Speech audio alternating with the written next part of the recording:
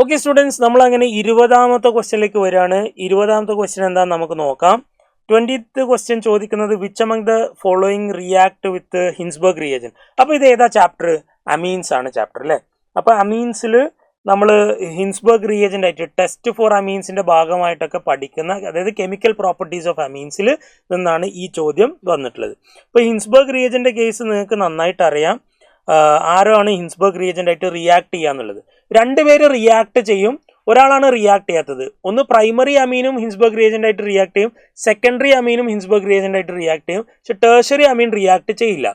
Primary അമീൻ react ചെയ്ത് കിട്ടുന്ന product ആൽക്കലിയിൽ soluble ആണ്, സെക്കൻഡറി റിയാക്ട് ചെയ്ത് കിട്ടുന്ന പ്രൊഡക്റ്റ് ആൽക്കലിയിൽ ഇൻസോളിബിൾ ആണ്. അങ്ങനെ നമ്മൾ പ്രൈമറി അമീനെയും സെക്കൻഡറി അമീനെയും ടേഴ്സറി അമീനെയും ക്ലാസിഫൈ ചെയ്യാനും സെപ്പറേറ്റ് ചെയ്യാനും ഉപയോഗിക്കുന്ന ഒരു മെത്തേഡാണ് ഹിൻസ്ബർഗ് റിയേജൻ്റ് ടെസ്റ്റ് എന്ന് പറയുന്നത്. അപ്പോൾ ഇതിൽ പ്രൈമറി അമീൻ ഇവൻ തരും, ഇവൻ റിയാക്ട് ചെയ്യും. ഇതും പ്രൈമറി അമീൻ, അവനും റിയാക്ട് ചെയ്യും. ഇത് ടേഴ്സറി അമീനാണ്, റിയാക്ട് ചെയ്യൂല. ടേഴ്സറി അമീനാണ് റിയാക്ട് ചെയ്യില്ല, സെക്കൻഡറി അമീനാണ് റിയാക്ട് ചെയ്യും. So A, C and E, option 4 is the right answer. Thank you.